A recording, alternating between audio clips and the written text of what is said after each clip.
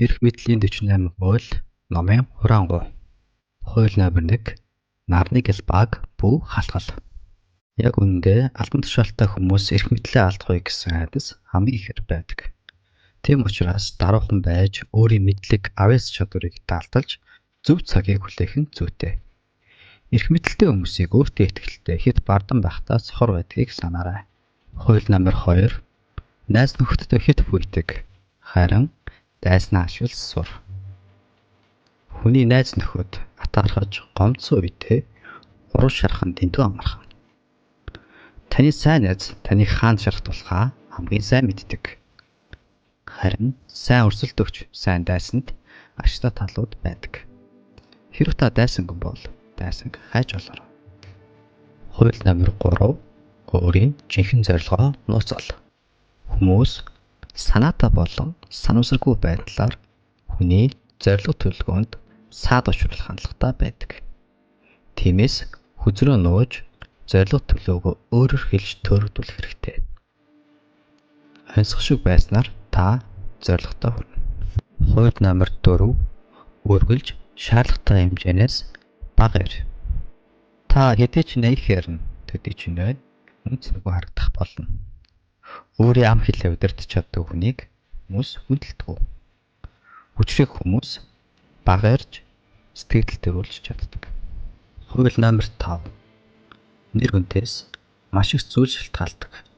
Нэр төр бол эрх мэдлийн тулгын чулуу юм.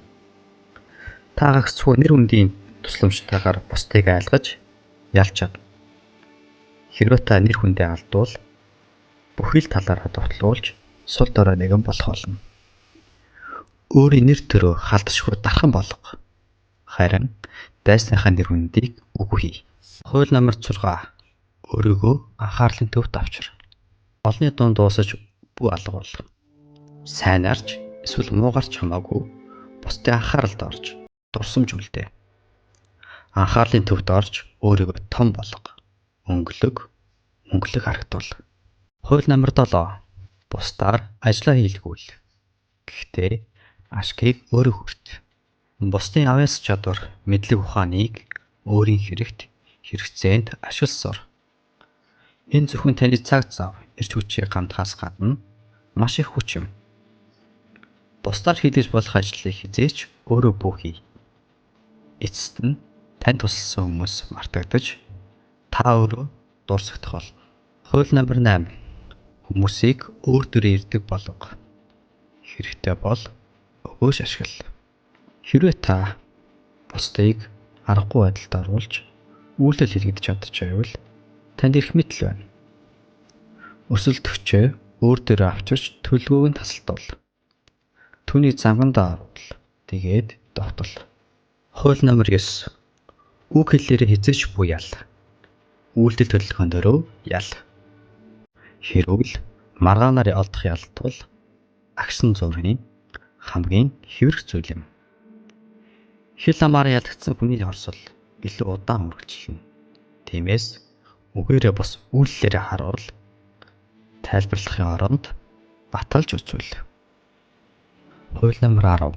Азгүй, аз жаргалгүй хүмүүсээс холд. Сөрөг сэтгэлийн хөдөлгөөн, бутран гүйцэл халдвартай байдгийг санаарай. Та хэдий зовлгүй хүмүүс тусалж байгаа мэт санагдах боловч гайд зовлонг нь өөртөө шингээж байдаг. Аз жаргалтай өөдрөг хүмүүсээр өөрийгөө хүрээлүүл. Хууль номер 11. Бусдыг өөрөөсөө хамааралтай байлга. Өөрийгөө хамгийн их хэрэгцээ шаардлагатай хүн болго. Хүмүүсийн аз жаргал, өсөлт сайжрал танаас хамаарч байхад та юунаас ч айх шаардлагагүй болно. Тэдэнд хангалттай байхыг бүү зааж өг. Хууль номер 12. Зарим үед үнэнч энэрэнгүй зангаар дайсныхаа хүчийг сулруул. Цагаа олсон шудраг үнэнч нүүдэл урд өмнө таны гаргасан нэлээдгүй олон болохоо хуурамжууллыг засах болно. Өгөөмөр сэтгэл үнэнч зангаар дайсныхаа хамгаалтыг сулруулж хувийг хамгаалалт нь зоорхоо үүсэг.